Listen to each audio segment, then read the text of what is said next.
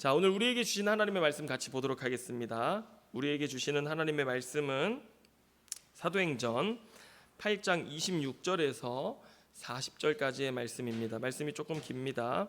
8장 26절부터 40절까지의 말씀,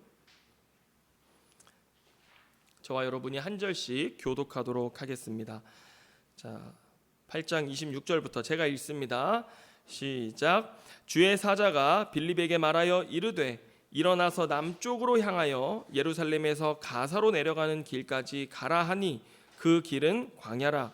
일어나서 보니 에티오피아 사람 곧 에티오피아 여왕 간다게의 모든 궁궐을 맡은 관리인 내시가 예배하러 예루살렘에 왔다가 돌아가는데 수레를 타고 선지자 이사야의 글을 읽더라.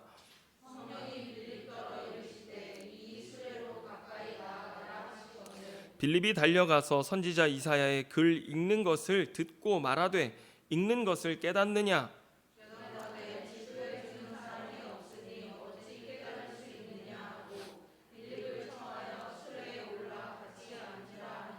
읽는 성경 구절은 이것이니 일러스되 그가 도살자에게로 가는 양과 같이 끌려갔고 털 깎는 자 앞에 있는 어린 양이 조용함 같이 그의 입을 열지 아니하였도다.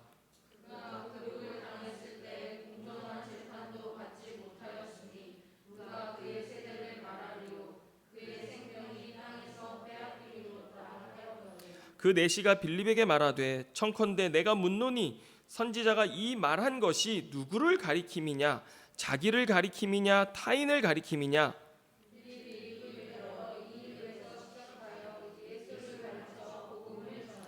길 가다가 물 있는 곳에 이르러 그 내시가 말하되 보라 물이 있으니 내가 세례를 받음에 무슨 거리낌이 있느냐?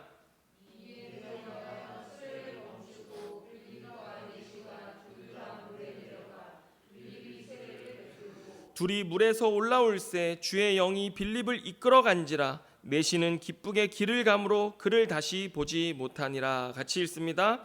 빌립은 아소도에 나타나 여러 성을 지나다니며 복음을 전하고 가이사랴에 이르니라. 아멘. 자, 오늘 이 말씀 가지고 성령이 쓴 우리 행전 23번째 말씀을 함께 나누도록 하겠습니다. 자, 저는 지금까지 일본으로 여행을 가본 적이 한 번도 없었습니다. 단기 선교를 가볼 기회도 없었고요. 최근에 일본 엔화가 저평가되면서 한번 일본으로 여행을 가볼까 휴가 때 고민도 했지만 아내가 반대했습니다. 그런데 여러분, 우리에게는 뭐가 있습니까? 이 반일 감정이라는 게 있잖아요. 그래서 어려서부터 축구를 볼 때도, 야구를 볼 때도, 또 김연아가 피겨 스케이팅을 할 때도 상대편이 일본이면 기를 쓰고 이기기를 응원했잖아요. 그죠? 심지어 다른 나라와 축구를 하고 있는데 심판이 일본 사람이에요. 그런데 뭔가 편파 판정을 하는 것 같아요. 그러면은 얼마나 화가 나서 제가 막 흥분했는지 그냥 일본 자체가 어려서부터 싫었습니다. 그런데 반대로 저는 중국을 너무 좋아합니다. 대학교 1학년 때 처음으로 단기 선교를 간 곳도 중국이었고, 또 어려서부터 무협지를 제가 많이 읽었어요. 그래서 중국 문화, 음식, 또 중국에서 사귄 친구들과의 어떤 그런 시간들까지도 너무 좋은 거예요. 그래서 그런지 하나님이 중국 영혼들에 대한 마음을 저에게 얼마나 주시던지, 제가 중국 선교를 하는데 이제 마지막 날 주님이 내가 나를 이 사람들보다 더 사랑하느냐 말씀하신 그 말씀을 저에게 주시는데, 내가 이 양떼를 먹여라, 이 말씀을 주시는 것을 듣고 하나님이 나를 중국 선교사로 부르시는구나 생각해서 그때 중국 선교사로 헌신도 했던 적이 있었습니다. 그런데 반대로 어떤 사람들은요, 중국 하면은 더럽고 질 떨어지고 그런 거 있잖아요. 가짜 계란, 가짜 쌀, 플라스틱 쌀부터 해서 막 김치를 그냥 사람이 알몸으로 들어가서 막 밟고 막 이렇게 해서 막 하여튼 그런 것들, 막 이런 것들 우리가 볼 때마다 저 사람들 다 속이기를 좋아하는 장사꾼들이고, 여러분 중국 가서 제값 주고 물건 사면 바보입니까 아닙니까? 그런 생각 있잖아요. 네? 그래서 오히려 저와는 정반대로 일본 하면 너무 깨끗하고, 그 다음에 친절하고 고급스럽고 선진국이고, 일본이 더 낫다고 말하는 사람들 있습니까 없습니까? 아마 우리 교회도 일본파, 중국파를 나누면요, 일본으로 가는 사람이 아마 한둘 아닐 거예요. 일본 보시면요, 이 음식을 하나 해도요 몇 년 해요? 100년 가게. 막 100년 쓱 그 음식을 전통을 이어서 해가는 걸 보면은 정말 대단하고, 그 디저트 이런 거 만든 거 보세요. 얼마나 그렇게 섬세하고 예쁘게 만드는지. 또 우리 학생들 보면요, 일본 애니메이션이 그렇게 재밌습니다. 한국이 따라가질 못합니다. 오늘 아침에도 저희 아들이 막간에 일어나가지고 교회 가기 전에 준비해놓고 일본 애니메이션을 잠깐 보고 있더라고요. 학생들이 만화를 보다 보니까 일본이 너무 좋아요. 그래서 만화를 자꾸 보면 애들이 일본어가 터득됩니다. 일본어 또 어순이 우리랑 같아가지고 쉽게 일본어가 터득돼요. 그래가지고 아이들이 일본에 대한 좋은 인상 갖고 일본 가고 싶다, 뭐 이런 일본 유학 가고 싶다 이런 얘기들 하면요, 저는 마음이 편치가 않아요. 왜요? 일본이라서. 요즘 부천에도 이 복선 전철이 들어서면서 이제 여러분 우리 소사역에서 그 SRT를 타면요, 일산 대곡역까지 20분이면 갑니다. 그래서 이제 그 일산 파주에 사는 친구들이 소사역에 저희 학교에 이제 쉽게 올 수 있는 길이 열렸어요. 뭐 김포 공항까지 10분이면 가고요. 뭐 이렇게 막 뚫리니까요, 중국 사람들이 막 쏟아져 들어오는 거예요. 그래서 아이들 학교의 절반이 중국인이라고 해도 과언이 아닐 정도로, 요 나가 보세요. 중국 상점들, 중국 한자 표기들, 요 앞에 있는 한 동짜리 아파트들은요 80% 이상이 다 중국 사람들입니다. 그래서 그 밑에 가 있으면요 다 중국어 쓰면서 전화하고 담배 피우고 그런 사람들이 있어서 마치 중국촌 같아요. 마을이 됐어요. 그런 현상들을 보면서 일부 학부모들은 우리 아이들이 저 중국 사람들한테 안 좋은 영향을 받지는 않을까, 그래서 저기 상동, 중동, 옥길동 이쪽으로 다 전학을 갑니다. 이제 유치원 졸업하고 나면은 다 전학을 가요. 그런데 또 저는 이런 일들을 보면서 역시 하나님이 나를 선교사로 보내지 않으시고 이곳에 교회를 세우게 하신 이유가 있구나. 여기가 중국인 촌이 되어서 나는 여기서 선교하면 되겠구나. 막 저는 제 나름대로 막 이제 해석이 되는 거죠. 예, 그래서 저는 뭐 사람들이 좋든 싫어하든 이 동네가 너무 사랑스럽고, 이제 이 동네는 저에게 선교의 기회이고 장이고, 또 학원에서 아이들 중국 애들이 막 들어오면요 뭐 거칠고 여러 가지 또 다른 면들이 있지만 그 아이들 너무 사랑스럽고 또 복음 전하고 싶은 마음만 가득해요. 그런데 여러분, 저의 이런 모습을 뭐라고 부르는 줄 아십니까? 편견, 차별, 배제라고 합니다. 정말 나쁜 태도와 모습입니다. 사람들은 저마다 여러 가지 이유로 누군가를 향한 편견을 갖고 그들을 차별하고 때로는 혐오하기까지 합니다. 아무튼 사람들은요 이해할 수 없는 수많은 이유로 여러 사람들, 여러 부류에 대해서 편견을 갖고 또 차별을 하는데, 여러분 제가 오늘 왜 이렇게 길게 서론에 편견과 차별에 대한 이야기를 했냐면요, 오늘 말씀에 등장하는 에디오피아 고관 네시가 그런 사람이었습니다. 여러분 오늘 우리가 읽은 본문의 핵심 요지가 무엇일까? 여러 가지가 있을 수 있습니다. 첫째는 전도할 때 성령의 인도하심에 즉각 순종하는 것이 얼마나 중요한지 본문을 가지고 설교할 수 있고, 본문의 요지라고도 할 수 있습니다. 틀리지 않아요. 맞아요. 또 둘째로는 우리가 전할 복음의 핵심은 무엇이냐? 우리를 구원하시기 위해 묵묵히 도살장에 끌려가는 양과 같이 순종의 길을 가신 예수 그리스도의 희생과 고난이다라고 하는 것을 구약 이사야서를 통해서 오늘 증거하고 있다라고 설교해도 틀리지 않습니다. 또 셋째 요점은요, 복음을 전하고 예수를 믿으면 즉시 세례를 줘야 되냐 아니면 성숙한 다음에 세례를 줘야 되냐라고 하는 신앙 논쟁을 함에 있어서 예수 믿고 예수를 믿기로 결정한 그의 삶에 즉시 세례를 주는 것이 옳다라고 하는 근거로 본문을 설교하고 또 사용할 수도 있습니다. 다 맞아요. 다 틀리지 않습니다. 다 우리에게 필요한 말씀입니다. 그런데 오늘 본문에서 빌립 집사의 이런 사역을 통해서 성경이 증거하고자 하는 요점 중에 요점이라고 하면은 그것은 바로 무엇입니까? 복음의 차별 없는 구원입니다. 오늘 본문에 등장한 에티오피아 고관 네시에 대해서 우리가 몇 가지 살펴보면, 첫째로 그는 이방인입니다. 흑인이에요. 심지어 에티오피아 사람, 흑인. 유대인들은 여러분 이방인들에 대해서 개처럼 여겼습니다. 그만큼 이방인은 당시에 혐오의 대상, 배제의 대상이었습니다. 당시 유대교는 그 종교의 구별되고 거룩한 그 특성 때문에 이방 세계에서도 사람들에게 굉장히 추앙을 받는 종교 중에 하나였습니다. 마치 옛날에 이런 거 있잖아요. 교회 다니는 사람이라고 하면은 그냥 교회 다니는 사람들이야. 그러면은 부동산에 집 구할 때도 그 주인 교회 다니는 사람들이야. 이러면은 그냥 믿고 막 계약하고 이러고, 자식 결혼할 때 목사님 아들이야, 장로님 딸이야, 뭐 이러면요 믿고 결혼시키고 막 했던 그런 것처럼, 뭔가 교회라는 곳은 사람들이 순수하고 깨끗하고 뭐 그런 공동체라고 하는 그런 이미지들이 있었던 것처럼 당시 유대교도 그랬거든요. 그래서 당시에는요 유대인 아내라고 하잖아요. 유대인의 딸, 유대인 아내라고 하면요 순결과 정조의 표시였습니다. 그만큼 거룩한 여자다, 순결한 여자다라고 하는, 믿고 결혼하는 그런 일들이 있을 정도로요. 그래서 소위 이 이방인들 중에 하나님을 경외하는 이방인들이라고 해서 이방인 중에서 유대교로 개종하기를 원하는 그런 이방인 무리들이 있었습니다. 그런데 오늘 이 에디오피아 고관 네시도 그런 무리 중에 한 사람이었고 그런 유대교의 신앙을 흠모하는 사람이었는데, 그런데 이 사람에게는 이방인이라는 것 외에도 또 하나의 문제가 있었습니다. 뭐예요? 넷이라는 겁니다. 넷이. 고대에는 왕을 모시는 공무원들이 되려면 거세를 하는 경우가 굉장히 많았다고 합니다. 에디오피아는 태양신을 섬겼거든요. 그래서 왕은 태양신의 아들이고 거의 신적 존재로 믿어졌기 때문에 왕은 세속 정치에 관여하지 않았습니다.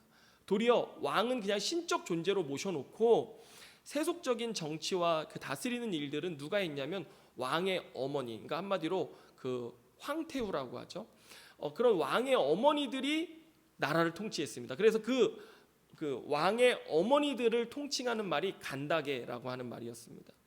그러니까 우리가 소위 이집트의 왕 하면 다 파라오라고 하잖아요. 그 왕이 누군들 파라오라고 다 부르는 것처럼 이 에디오피아의 왕들은 전부 다 간다게라고 하는 그 황태후들의 통치로 불려졌는데, 그러다 보니 그 황태후 곁에서 오늘 국고 관리를 맡았던 이 고관 내시는 거세된 내시여야 했던 것입니다. 자, 그런데 우리가 성경을 보면 신명기 23장 1절에 어떤 말씀이 있는 줄 아십니까? 고환이 상한 자나 음경이 잘린 자는 여호와의 총회에 들어오지 못하리라, 이렇게 돼 있어요. 율법에 내시는, 그러니까 어떤 일이든 이렇게 부정하게 된 자들은 유대인이 되어서 하나님을 예배하기에는 결격 사유를 가진다라고 하는 것이 율법에 명확하게 표시되어져 있었습니다. 그래서 이 사람은요 자신이 고관이든 뭐 얼마나 그 유대교의 신앙을 흠모하는 사람이건 상관없이 얼마든 원한다 할지라도 유대교의 체제 안에는 결코 들어올 수 없는 사람이었고 아웃사이더였습니다. 다시 말해서 이런 사람이 유대교에 가까이 온다라는 것은요 그에게 남은 것은 차별과 혐오, 배제밖에 없다라는 것을 오늘 보여주고 있는 것입니다. 여러분, 성경은 그 율법의 벽이 얼마나 높았는지를 설명하는데 에베소서 2장 14절 말씀에 보면 그는 우리의 화평이신지라 둘로 하나를 만드사 원수된 것 곧 중간에 막힌 담을 자기 육체로 허무시고 라고 말씀합니다. 여러분, 이방인과 유대인 사이에는요 뭐가 있었어요? 율법에 가로막는 담이 있었어요. 벽이 있었어요. 그래서 율법은 이방인들을 무할례자라고 했고요. 우리는 할례자, 너는 무할례자. 우리는 언약이 있는 자, 너희는 언약도 없는 자. 우리는 하나님이 있고 너희는 하나님도 없는 자라고 분명히 나누었어요. 그래서 이 벽이 이방인과 유대인이 서로 원수가 되게 만들었고 서로를 완전히 막는 담이 되었다라고 하는 것입니다. 게다가 내시까지, 이 내시라는 사실까지 있으니 그는 유대교에서 유대인들에게는 받아들여질 수 없는 사람 중에 가장 대표적인 사람이었다라고 하는 것입니다. 그런데 오늘 예루살렘 박해를 피해서 예루살렘을 떠나며 복음을 전하기 시작했던 빌립 집사, 그에게 오늘 성령 하나님께서 말씀하십니다. 26절과 29절 말씀을 보겠습니다. 우리 26절은 남성분들이 읽어주시고 29절은 우리 여성분들이 한번 읽겠습니다. 자, 26절 같이 읽습니다. 시작. 주의 사자가 빌립에게 말하여 이르되 일어나서 남쪽으로 향하여 예루살렘에서 가사로 내려가는 길까지 가라 하니 그 길은 광야라. 남자만 읽으라고 그랬는데 네.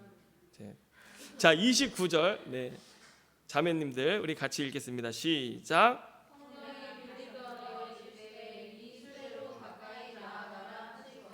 예, 여기 보세요. 주의 사자가 빌립에게 뭐라고 말해요? 아주 구체적인 장소로 인도합니다.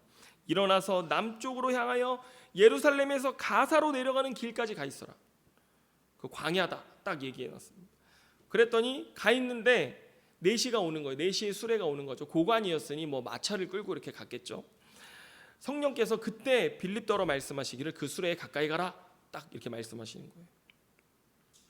여러분, 우리가 앞으로도 보겠지만 이제 박해 이후로 사도행전의 역사하시는 성령 하나님은 선교의 영으로서 교회가 이러한 율법의 벽을 넘어서게 하십니다. 오늘도 빌립에게 성령께서 인도하시면서 이방인이고 내시인 그에게 가까이 가라고 주님 우리에게 말씀하시는 것입니다. 특별히 헬라파 유대인이었던 빌립 집사에게는 한눈에 그는 이방인이라는 것, 그리고 그는 유대인인 나로서는 가까이에서는 안 된다는 것을 그도 알았습니다. 그런데 하나님은 가까이 가라고 하시는 거예요. 예. 그리고 가까이 가 보니 그가 뭐 하고 있어요? 이사야서 두루마리를 펼쳐서 읽고 있는 것을 보게 됩니다. 우리가 이제 이후에 배우겠지만 사도행전 10장으로 가보면 베드로가 환상을 보는 장면이 등장합니다. 기도 중에 이제 점심시간이 돼서 밥을 준비하는 동안 기도를 하고 있는데 그냥 하늘에서 웬 큰 그릇에 큰 보자기로 쌓인 그 그릇이 내려오면서 그 안에 온갖 짐승들이 다 들어있는 거예요. 근데 그 짐승들이 뭐냐면 다 율법에 부정하다고 하나님이 말씀하시는 것들이었어요. 그런데 하나님 뭐라고 하냐면 너 이거 먹어라 이렇게 말씀하시는 거예요. 그랬더니 베드로가 뭐라고 얘기하냐면 사도행전 10장 14절부터 16절에 보면 제가 읽어드립니다. 베드로가 이르되 주여 그럴 수 없나이다. 속되고 깨끗하지 아니한 것을 내가 결코 먹지 아니하였나이다 한데 또 두 번째 소리가 있으되 하나님께서 깨끗하게 하신 것을 너가 속되다 하지 말라 하더라. 이런 일이 3번 있은 후 그 그릇이 곧 하늘로 올려져 가니라. 이렇게 말씀합니다. 베드로는요 율법대로 자기 못 먹습니다. 저는 율법을 철저히 지키고 하나님의 말씀을 지키는 사람이기 때문에 그 속된 것 먹지 않겠습니다 했더니 주님 뭐라고 하냐면 내가 정결하다고 하는데 왜 안 먹냐? 먹어라. 이걸 3번이나 주님 반복하신 거예요. 근데 이것이 뭘 뜻하는 거예요? 이방인에 대해서 말씀하는 것이었습니다. 뒤이어 고넬료라고 하는 이방인이 그도 기도하던 중에 천사가 찾아왔어요. 그래서 너 베드로가 요빠라는 곳에 있으니 그를 찾아가 불러라. 그래가지고 천사가 부르라고 하니 가서 불러왔더니 둘의 이 경험이 딱 맞아떨어지면서 베드로가 그때 이런 말을 합니다. 사도행전 10장 28절 말씀에 보면 이르되 유대인으로서 이방인과 교제하며 가까이 하는 것이 위법인 줄은 너희도 알거니와 하나님께서 내게 지시하사 아무도 속되다 하거나 깨끗하지 않다 하지 말라 하시기로 이렇게 말씀합니다. 베드로는요 율법으로는 이것이 위법인 줄 알지만 하나님께서 지시하사 아무도 속되다 하지 말라 하셨기 때문에 그는 하나님의 지시에 따라 그에게 복음을 전하고 이 고넬료의 가정이 세례를 받습니다. 자, 여러분이라면 어땠을 것 같습니까? 오늘 빌립의 경우처럼 또는 베드로의 경우처럼 하나님이 성령으로 여러분들에게 말씀하셔서 다가가라, 저 사람에게 다가가라 이렇게 말씀하시면 어떻겠습니까? 오늘날 기독교가 여전히 이 베드로나 빌립의 경우와 다르지 않은 경우를 볼 수 있습니다. 2016년도에 전라도 익산의 할랄 공장, 이슬람 할랄 공장이 들어온다라고 했을 때 기독교인들의 거센 반발이 있었습니다. 왜냐하면 할랄 공장이 세워지면 이슬람 사람들이 노동자로 대거 유입이 되고 그 가운데는 이제 소위 오일머니라고 하는 이슬람 돈이 이제 유치가 되면서 우리나라 산업과 경제에는 도움이 될 수 있지만 뭐 이슬람 노동자들이 대거 유입되면서 이제 기독교는 그 가운데 이슬람 노동자들이 오면 반드시 누가 함께 따라오냐면요 그 구루라고 하는 이슬람 사제들이 동반됩니다. 그리고 그 지역엔 이슬람 사람들이 거주하면서 반드시 사원이 세워지고 예배하게 되어진 일들. 그리고 이제 선교적으로 우리가 막 두려워했던 게 뭐냐면 이슬람 사람들이 굉장히 젠틀해요. 그래가지고 한국 여자들한테 그렇게 젠틀하게 잘해줘요. 그러면요 이슬람 사람하고 딱 결혼을 해가지고 자식들을 낳잖아요. 그러면 자식들 다 유대인 그 이슬람교 사람들이 되고, 그리고 이제 본국에 돌아가 보면 거긴 일부 다처제예요. 부인이 또 여럿이 있는 거예요. 그래서 같이 이슬람 고국으로 끌려가면요 뭐 다시 돌아오지도 못한다, 뭐 이런 공포들이 굉장히 많이 있었어요. 그래서 우리나라도 그런 사람들이 거주하게 되면 어느 순간 샤리아법이 그 지역을 통치하게 될 것이고, 그래서 필리핀처럼 중앙 정부와 대치하게 되고 유혈 사태가 일어나게 되고, 결국 우리는 그들을 내쫓지도 못하고 뭐 이러면서 막 이슬람에 대한 포비아가 굉장히 크게 다가왔던 적이 있었어요. 예. 그래서 결국 한국 기독교뿐만 아니라 이 한국인들의 이 배타적 민족성이 그때 그냥 기독교와 함께 빡 발휘가 돼가지고 그거 무마시켜 버렸습니다. 그리고 또 2023년에는요 대구에 이슬람 사원을 짓는다는 일들이 있었어요. 그래서 대구 경북에 가면요 다 막 그 현수막이요 사방에 도배돼 있었어요. 우리는 이슬람 사원 건축을 반대합니다. 이런 일들이 있었는데, 물론 기독교가 가장 앞장섰고요. 그래서 그 일이 어떻게 잘 됐는지는 아직 모르겠어요.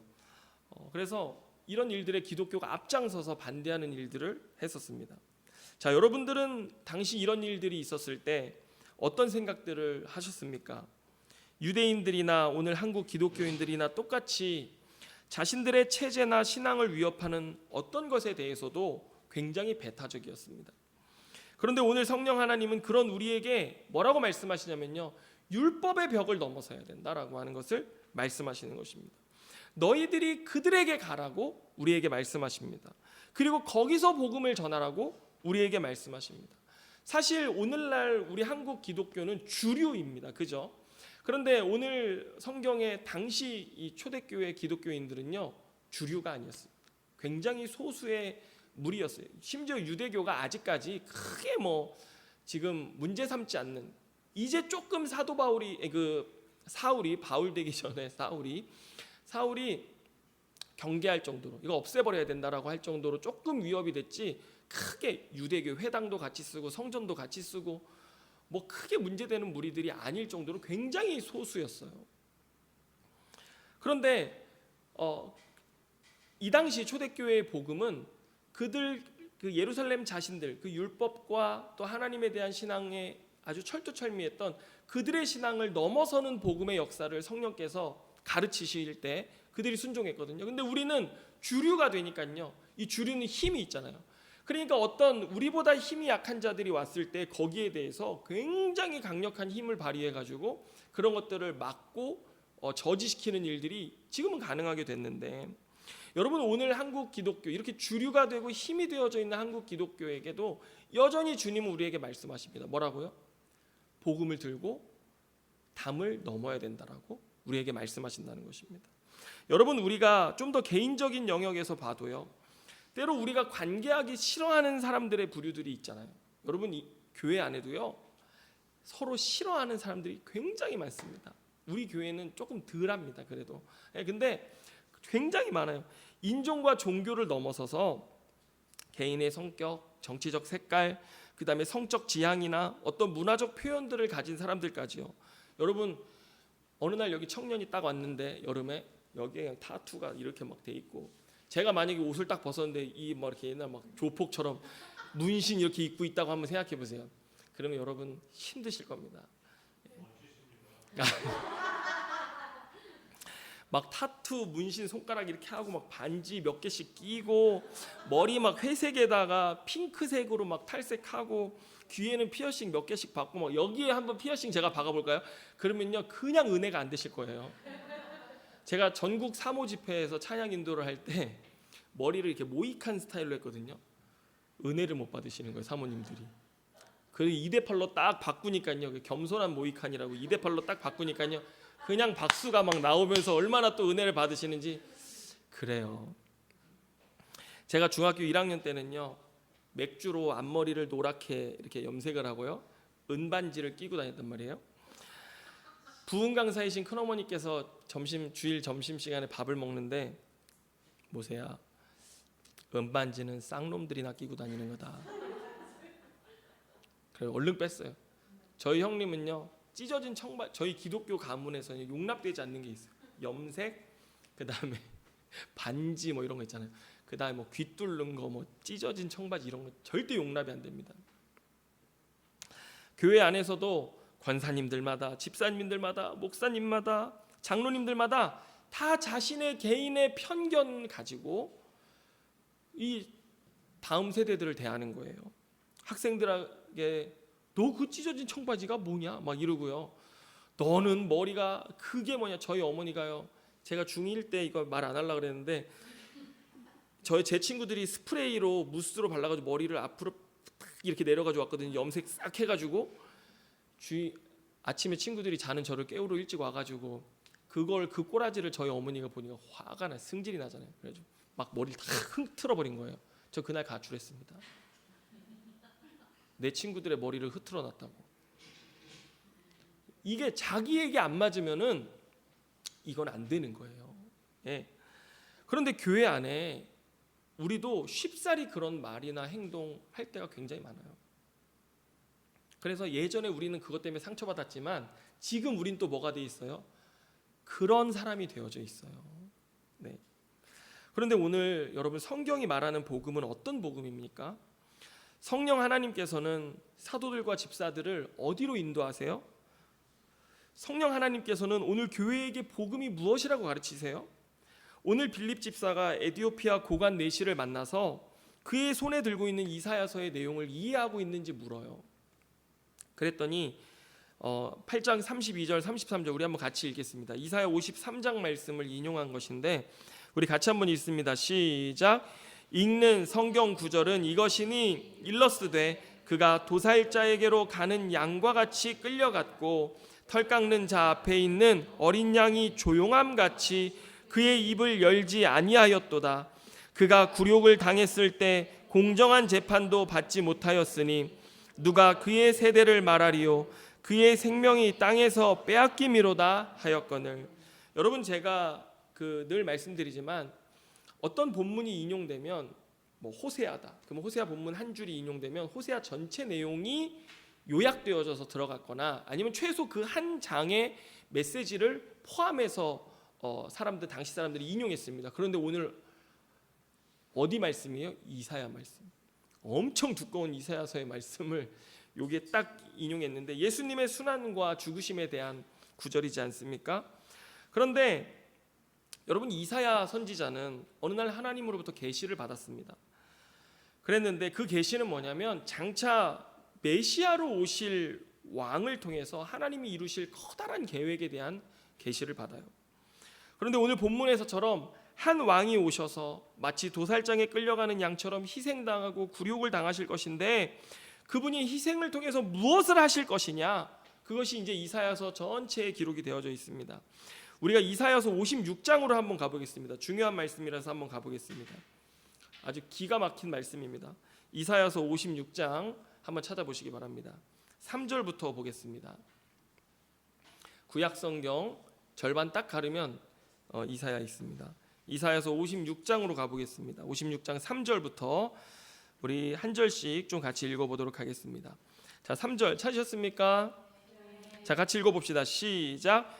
여호와께 연합한 이방인은 말하기를 여호와께서 나를 그의 백성 중에서 반드시 갈라내시리라 하지 말며 고자도 말하기를 나는 마른 나무라 하지 말라. 4절.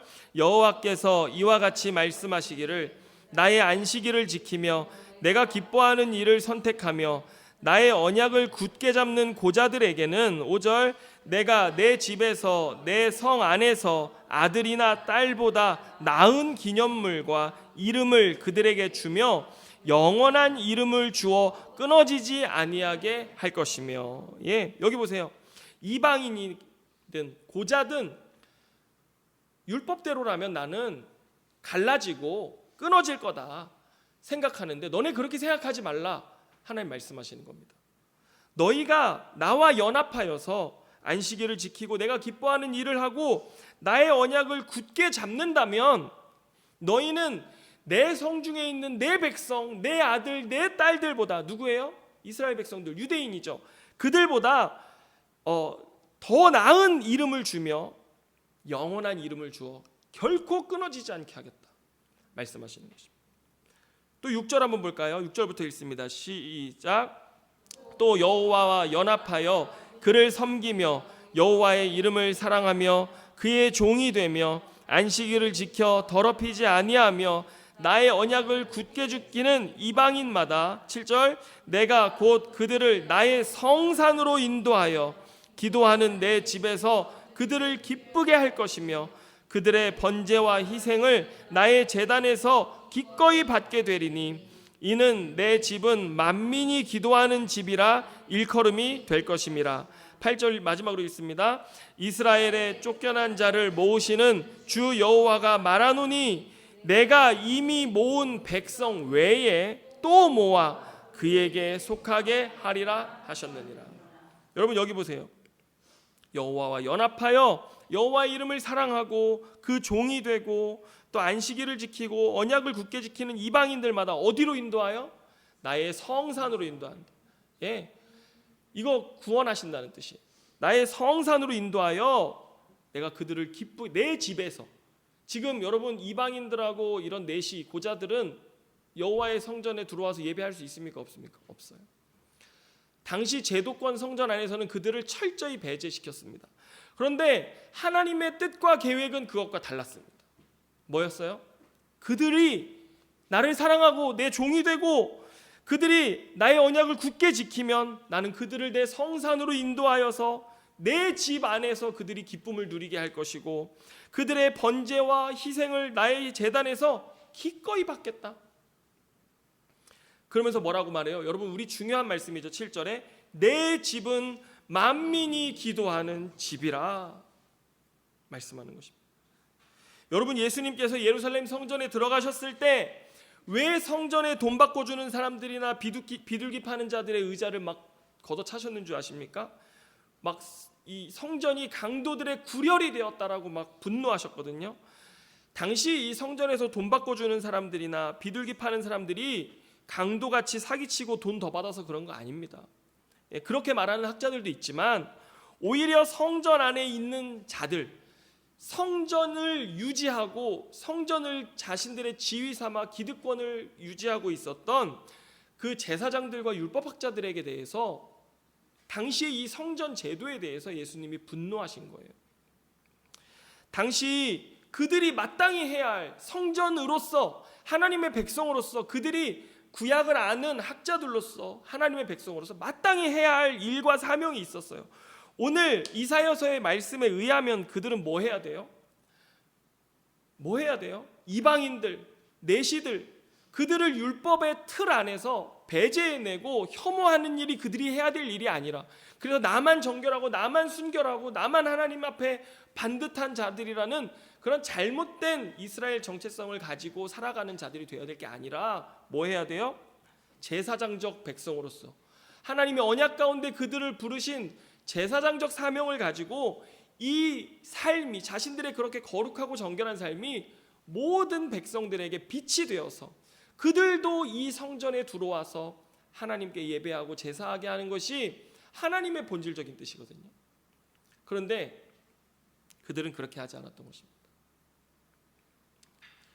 그래서 실제로 마태복음에 나타난 이 성전 정화 사건에 예수님의 분노 다음에 어떤 일이 나오냐면 마태복음 21장 14절에 예수님이 그 성전 앞에 있는 성전에 들어오지 못하고 있는 맹인과 저는 자들을 고쳐주세요. 그 뭡니까? 우리가 사도행전 3장에서도 봤던 것처럼 성전 앞 미문에 앉아서 구걸하던 자 그를 예수의 이름으로 회복시켜서 어떻게 했어요? 성전 안에 들어가게 한 것입니다. 참된 성전, 하나님이 원하시는 성전, 예수 그리스도의 몸된 성전, 성경이 가리키는 성전은 뭐예요? 누구든지 그리스도의 복음을 듣는 자들마다 차별 없이 그리스도 안에 들어와 예배하고 그분을 사랑하고 그분의 종이 되고 그분의 언약을 붙들고 그분의 사랑을 누리는 백성이 되는 것, 이것이 참된 성경이 가리키는 본 성전의 기능이라고 하는 것입니다. 아멘입니까? 오늘 빌립이 에디오피아 고관 내시에게 이사야서 말씀을 가지고 그리스도가 어떤 분이신지 증거하는 그 순간, 차별과 배제와 혐오의 대상이었던 에디오피아 고관 내시가요, 큰 기쁨에 휩싸였습니다. 지나가는데 물이 있는 거예요. 뭐라고 복음 전했겠어요? 회개하고 복음을 믿고 세례받으면 성령을 너에게 주실 것이다 말하니, 내가 그 예수 그리스도의 통치, 하나님의 통치 안에 들어갈 수 있다는 것, 자신을 향해 두 팔 벌려 맞이하시며 그를 부르시는 하나님의 음성을 듣는 그 순간, 그 내시는요, 내가 이 물에서 세례를 받겠다라고 이야기합니다. 그리고 나는 이제 그 예수 그리스도의 몸된 성전 안에 들어가 그 하나님을 아는 백성 되겠다라고 그가 고백하고 세례를 받게 되어집니다. 여러분, 교회는 만민이 기도하는 집입니다. 어느 누구도 차별받지 않고 배제되지 않는 공동체입니다. 오늘 우리 교회에 오는 자들마다, 또 교회로 살아가시는 저와 여러분을 만나는 사람들마다 이러한 사랑과 포용의 복음 들을 수 있기를 주님의 이름으로 축원합니다. 기도하겠습니다. 주님, 감사합니다. 오늘 우리에게 만민이 기도하는 집, 성전 되어주신 예수님, 우리를 사랑하시며 우리의 모습이 어떠하든, 우리의 생각이 어떠하든, 우리의 정치적 색깔이 어떠하든, 나의 피부색과 인종과 종교가 어떠하든 모든 담을 넘어 가서 예수 그리스도의 포용하는 복음을 증거하고 그들을 만민이 기도하는 그 집 안에서 예배하는 자가 되게 하라고 우리에게 말씀하시는 주님, 이 복음을 들고 우리라는 이 우물 안에 갇히지 아니하고 이제 흘러가는 자들 되게 하여 주시고, 흘러서 닿는 곳마다 회복과 소생함과 생명을 주는 예수 그리스도의 복음을 전하는 공동체로 우리가 서게 하여 주시옵소서. 모든 것 주님께 감사드리고 그 일을 이루실 주님, 우리의 머리 되신 주님, 참된 성전 되신 주님 감사드리며 우리 주 예수 그리스도의 이름으로 기도드립니다. 아멘.